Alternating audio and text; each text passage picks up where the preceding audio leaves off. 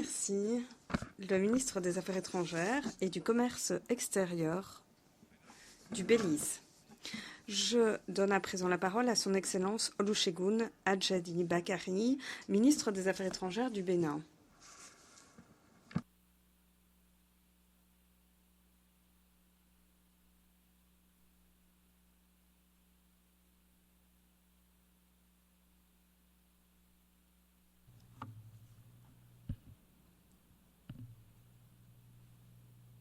Monsieur le Président, Mesdames et Messieurs les chefs d'État, de gouvernement et de délégation, Mesdames et Messieurs, c'est avec un immense honneur que je me tiens devant vous aujourd'hui à cette tribune emblématique des Nations Unies au nom de son Excellence, le Président Patrice Talon, Président de la République du Bénin.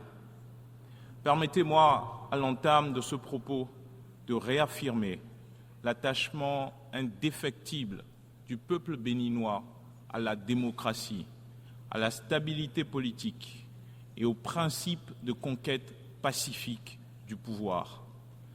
Depuis l'historique Conférence nationale des forces vives de février 1990, le Bénin a choisi le chemin de la démocratie et sous le leadership successif de nos anciens présidents et du président Patrice Talon, nous avons su préserver et renforcer nos institutions.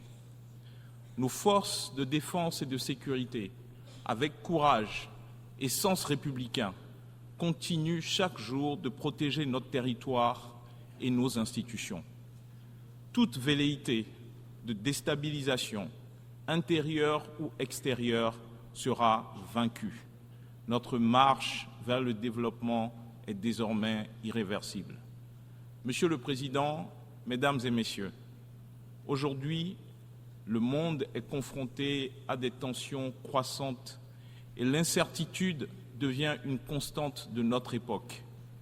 Nous observons chaque jour un accroissement de la polarisation avec des crises qui, partout, sapent la cohésion mondiale et hypothèquent l'avenir de l'humanité.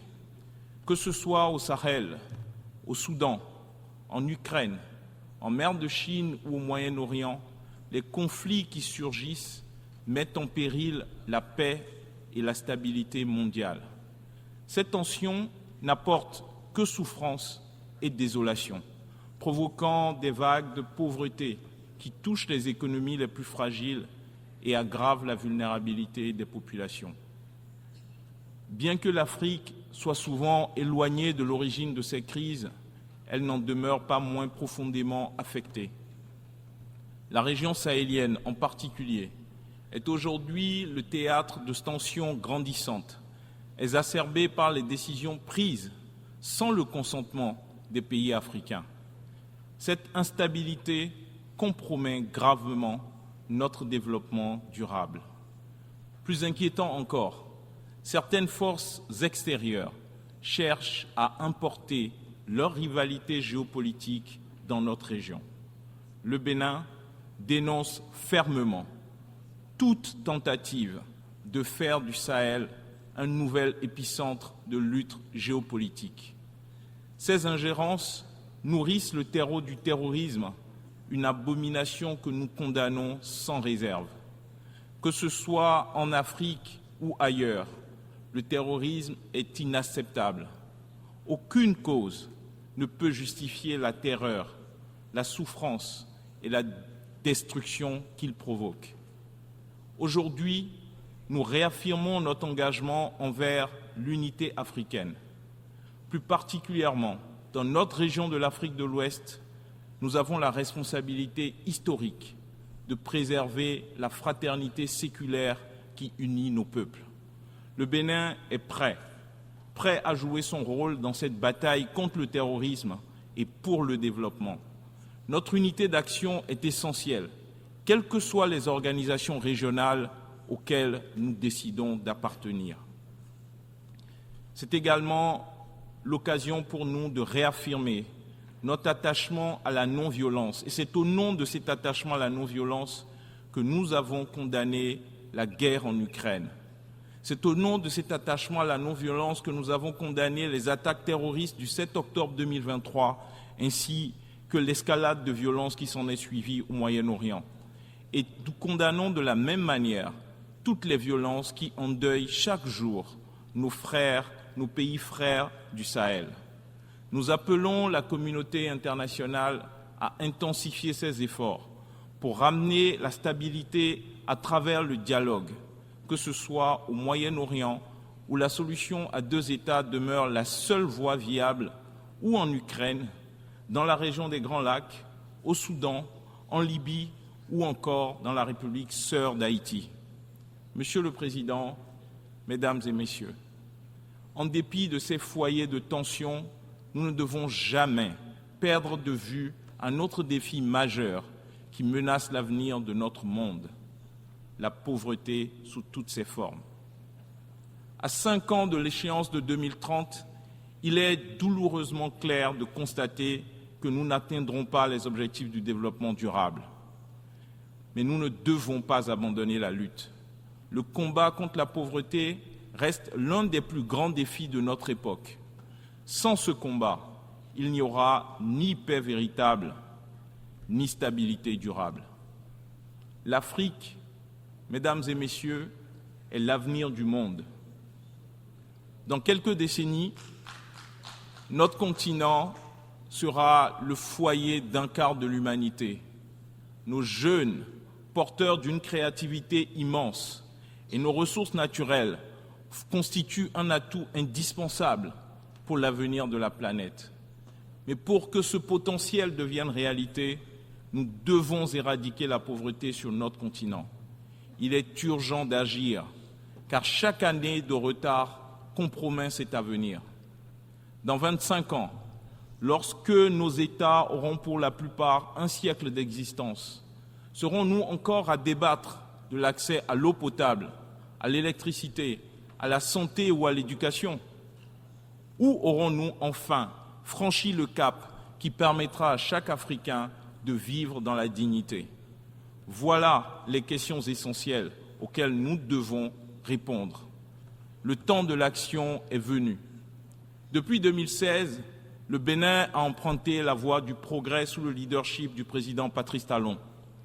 Nous avons pris notre destin en main et initié des réformes majeures, que ce soit dans l'éducation, la santé ou les infrastructures sociales.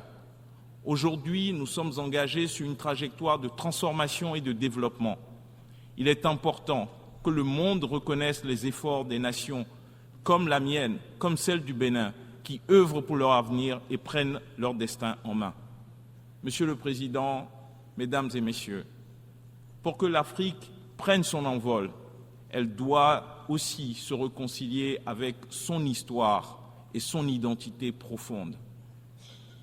Comme il est impossible de comprendre l'Europe sans prendre en compte l'influence de l'Église chrétienne, ou qu'il est impossible de comprendre le Moyen-Orient sans comprendre et chercher à comprendre l'islam, il est tout ainsi impossible de saisir l'essence de l'Afrique sans embrasser pleinement ses croyances, ses traditions, sa civilisation.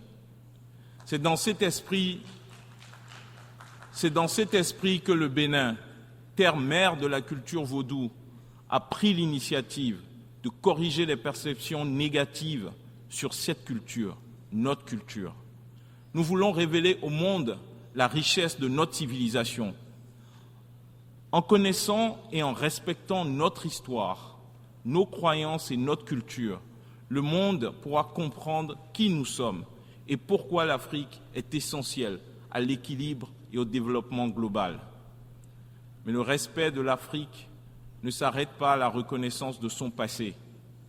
Il passe également par un panafricanisme moderne, tourné vers l'action. Un panafricanisme engagé dans la réduction de la pauvreté, dans la construction d'un continent prospère. Un panafricanisme qui va au-delà des mots et qui passe à l'action. Ce panafricanisme doit se traduire par des actions concrètes. Comment pouvons-nous prôner l'unité africaine quand il est aujourd'hui plus facile pour un Européen de voyager à travers le continent africain que pour un Africain lui-même? Le Bénin a fait un choix audacieux, courageux, panafricain, en supprimant dès 2017 les visas pour tous les ressortissants africains. Ce geste n'est pas simplement symbolique, il reflète notre engagement à bâtir une Afrique où chaque Africain puisse se sentir chez lui, partout sur le continent. Monsieur le Président, Mesdames et Messieurs, plus que jamais, le respect de l'Afrique passe aussi par la reconnaissance de ces enfants dispersés à travers le monde. Nos frères et sœurs de la diaspora, déracinés de force lors des heures sombres de la traite transatlantique, doivent retrouver leur place au sein de la communauté africaine. Il est temps de guérir ces blessures, de recréer ce lien sacré avec ceux qui, bien que physiquement éloignés, portent l'Afrique dans leur cœur. Les Afro-descendants ne sont pas de simples membres éloignés de notre famille. Ils sont nos enfants, ils sont nos frères, elles sont nos sœurs. Ils incarnent une part essentielle de notre identité collective.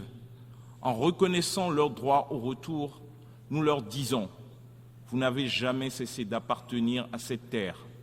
L'Afrique est votre foyer et nous vous attendons les bras grands ouverts. » 2024 marque la fin de la première décennie internationale des personnes d'origine africaine.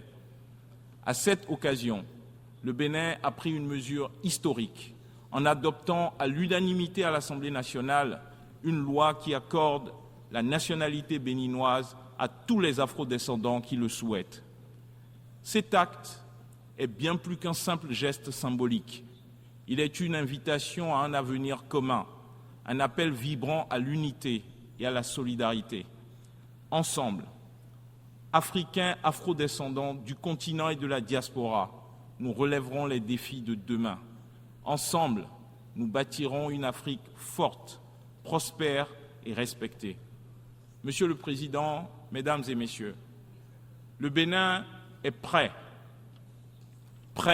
à tracer la voie vers une Afrique unie, une Afrique dynamique et ouverte sur le monde, une Afrique qui se prend en charge, une Afrique engagée pour réaliser son avenir.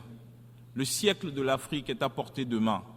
Il dépend de notre capacité à saisir cette opportunité, à bâtir une Afrique où chaque citoyen, qu'il soit né sur le continent ou qu'il fasse partie de la diaspora, joue un rôle clé dans notre renaissance commune. Nous sommes prêts. Je vous remercie.